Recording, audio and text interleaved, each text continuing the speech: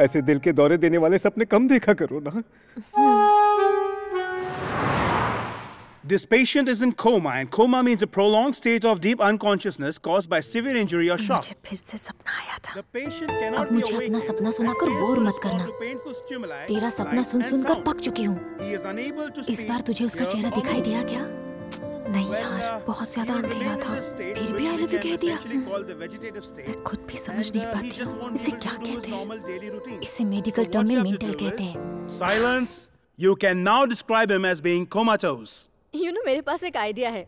तो उस आशिक से मिलने के लिए सपनों की दुनिया में चली जा। मजाक मत करो। तो और क्या करूं? आजकल के मॉडर्न जमाने में भी कोई सपनों पर विश्वास करता है क्या? पागल कहेगी। आशा, अगर ये सपना सच हुआ तो चाहे जो भी हो जाए, तुम देखना, मैंने उसी से प्यार किया है और उसी से शादी भी करूंगी।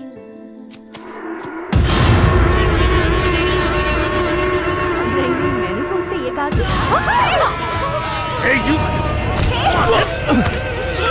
This is not a real gun. Look! Stop it! They're my friends. Sorry, ma'am. Just go away. Okay, ma'am. I'm so sorry, Richard. Go Really to hell. sorry. I really don't want your friendship. Come on, let's go. This is not the way to treat your friends.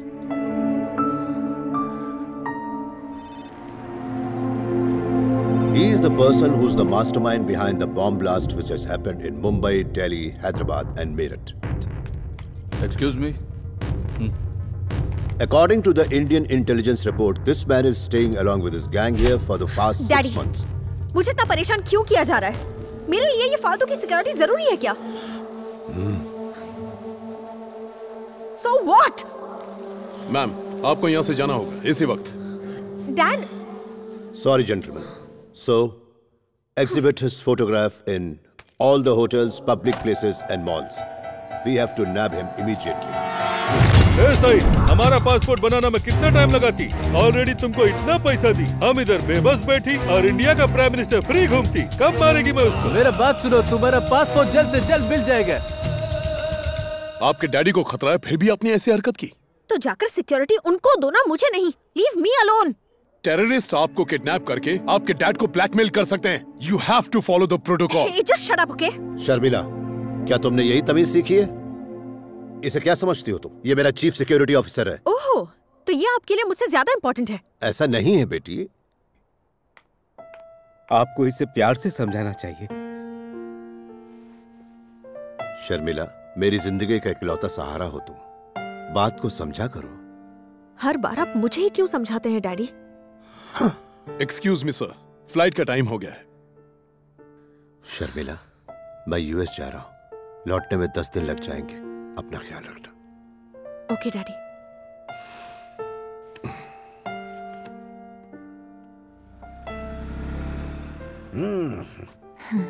वो बाहर जा रही है, ये बात किसी को पता ना चले। जाओ।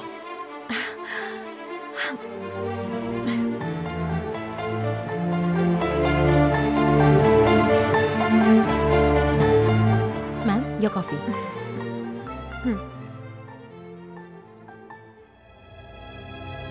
अरे, ये डीके यहाँ क्या कर रहा है?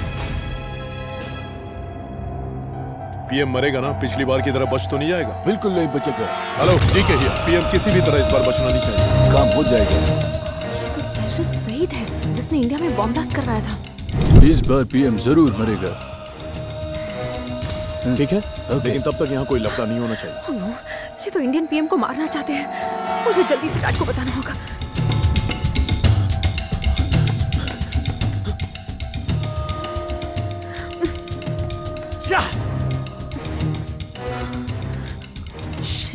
डैड का फोन क्यों नहीं लग रहा?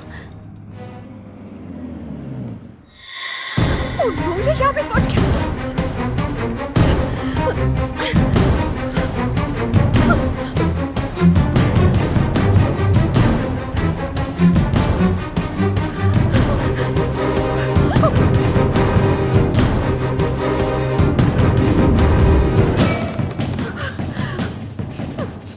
Hello, excuse me. Any problem? Please, he's trying to kill me. Save me, please. Please. What's the problem? Hey man.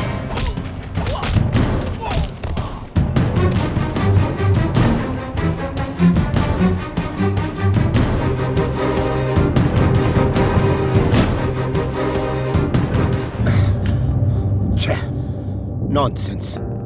इतने लोग घर में थे, शर्मिला कहां चली गई कोई नहीं जानता। क्या कर रहे थे आप लोग? सर, शर्मिला के दोस्तों से इंक्वायरी की थी। वो कहते हैं कि उन्हें कुछ नहीं पता है, लेकिन उनके सच बोलने की गारंटी नहीं है। अगर आप कहें तो मैं लोकल पुलिस से बात कर सकता हूँ। एयरपोर्ट, रेलवे स्टेशन, सब जगह छानबीन हो जाएगी सर। नो, उसको आजादी चाहिए थी। वो कहीं आसपास ही होगी। अगर ये बात सबको पता चल गई तो प्रॉब्लम हो जाएगी। हम उसका थोड़ा और इंतजार करते हैं।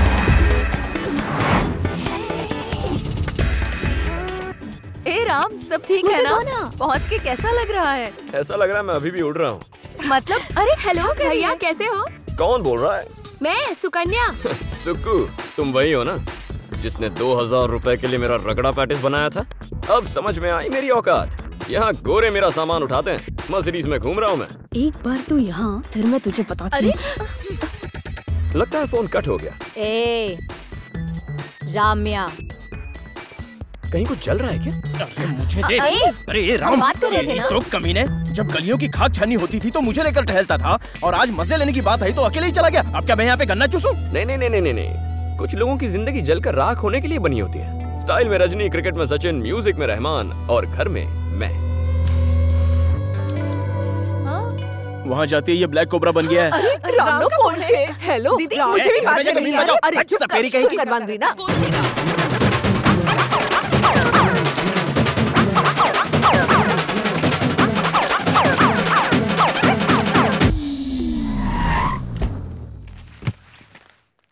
अब देखो किस्मत मेरे पीछे कुत्ते की तरह घूमेगी। Excuse me, sir. Passport and cash, please. Yes. Thank you. Keep the change. तो कहा था मैं? हाँ, कुत्ते की तरह। You know puppy? पपी, मुझे पपी बहुत प्यारे लगते हैं। मैंने तुम्हारे चाचा से कहा था उनके जैसा एक पपी लेके आ जाए। तुम मेरे लिए पपी लेकर आना। हाँ। लाविस ने डिकू, बिल्कुल तुम्हारे हाँ, चाचा ओके। के जैसा, जो उनके जैसा हाँ, वफादार ओके, हो। ओके। और उनकी सुनो, तरह- फोन देना। हाँ। आलो, पपी साथे मारो, मतलब राम साथे बात करो। हे, डैडी, तुम्हें पता है तुम कहाँ हो? वाइन फैक्ट्री के सामने। Wine factory? डैडी आप जानते हैं मुझे वाइन पसंद है, पर wine factory, you are too much. गधेड़ा जरा पाछड़ जो। तुम्हें लाने वाली कार चूमंतर। और तुम्हारे पास पासपोर्ट और कैश भी नहीं है। हे, कान खोल इन्हें सांभળી ले। आज से तुम उस वाइन फैक्ट्री में सिर्फ एक कुली हो।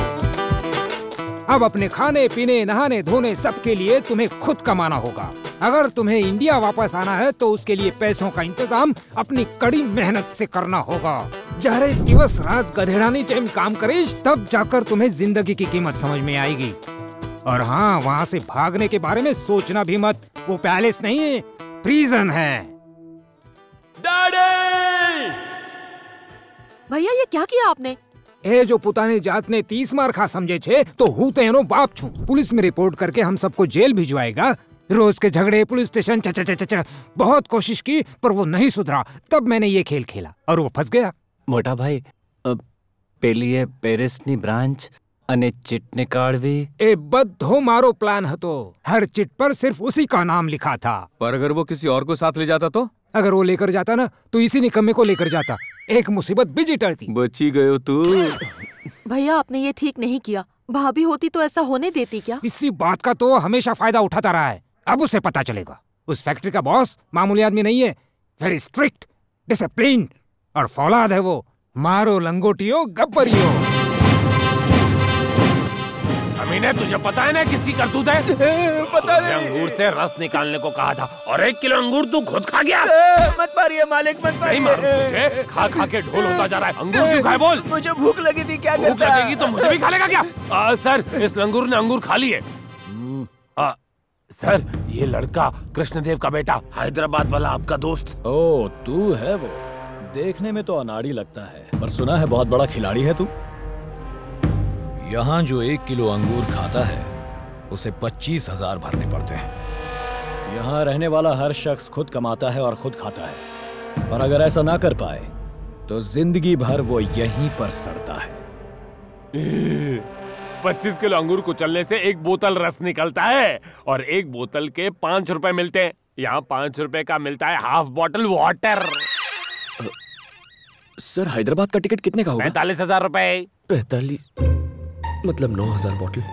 अगर 25,000 किलो अंगूर नहीं कुचले तो हैदराबाद नहीं जा पाऊंगा। इसे भी अपने साथ काम पर लगा दो। गब्बर तुम्हारे बाप का दोस्त है? तुम्हारे भी बाप का दोस्त है? हाँ है। उसका बाप भी दोस्त है। तो लोगों से गुलामी करवाते हैं ये? नहीं, ये अमीर लोगों के सरफिरे बच्चों के साथ ऐसा करता है। तो तुम भी रिच हो? हाँ। तुमने कौन सी शरारत की थी? थोबड़े को देख के लोग मुझे आशिक मस्ताना बुलाते थे। चिकनी चिकनी लड़कियां मुझे देख के फ्लैट हो जाती थी। एरिया में एक भी लड़की नहीं बची थी जो मुझे देख के अपने आप। तुम्हारी अकल और शक्ल देखकर तुम पे लड़कियां मरती थी, ये कुछ हजम नहीं हुआ।